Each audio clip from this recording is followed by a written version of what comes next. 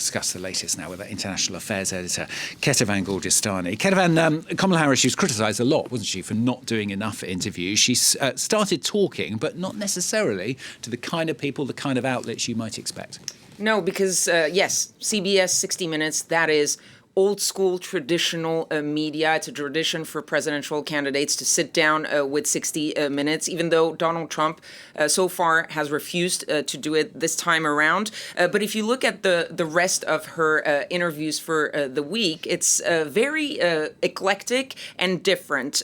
She'll end up on Thursday in Nevada, where she'll be giving a town hall with Univision, which is the largest Spanish-speaking outlet in the United States.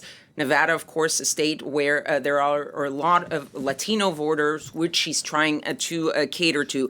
But today, she's going to be in New York, where she's taping 3 interviews, and 3 very different ones. She's going to be with The View, which is a sort of midday talk show, Stephen Colbert, The Late Show, that's more comedy, and Howard Stern, The Howard Stern Show. But the one interview that she did over the weekend that has everyone in Washington talking is her interview with the podcast Call Her Daddy, which is a podcast that is focused on relationships and sex. And so not exactly the type of podcast that you would think a presidential candidate would go to. And so she's been criticized by the mainstream media for going on these interviews that are maybe less substantive, less or too friendly. But there is a clear strategy when you look at it from Kamala Harris's team, which is reaching persuadable voters. Their argument is that she has done the political shows, but also the people who watch these political shows, they've probably made up their minds as to who they're going to vote for, especially when you're less than a month away from the elections. So what she wants to reach is the people who don't watch 60 Minutes, some demographics that she needs to work on or she needs to motivate. And Call Her Daddy was typically that.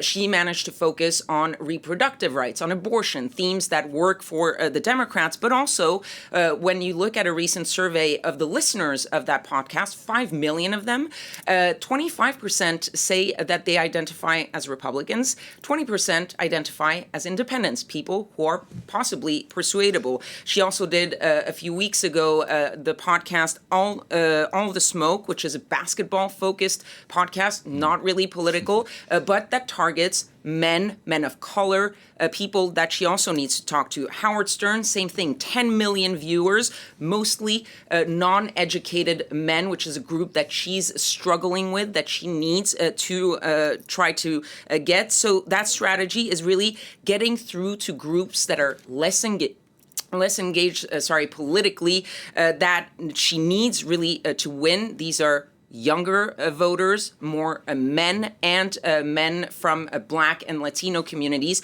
All of these people who traditionally don't watch the mainstream media, listen to podcasts, go on social media, and that is exactly what she's doing, even if the sort of mainstream politics nerds in Washington don't really like it. Yeah, it's fascinating to see how things have changed, isn't it? What about Donald Trump on the campaign trail? His recent speeches, perhaps drawing quite a lot of attention to his age.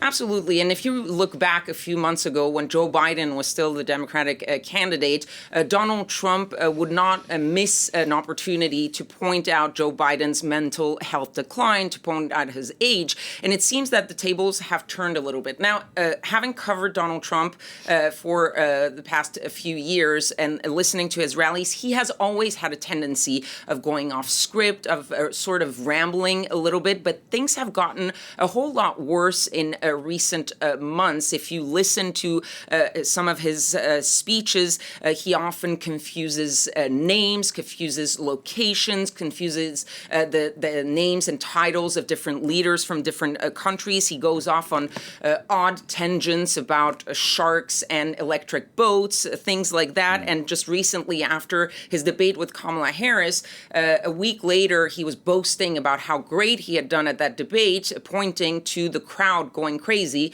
But as we all remember, that debate did not actually have a crowd. There was nobody in that room besides the journalists. So these are things that people weren't really focused on when Joe Biden was his opponent. But now that he is the older candidate, that he could be the oldest president sitting in the White House in the history of the United States. That focus has been on him.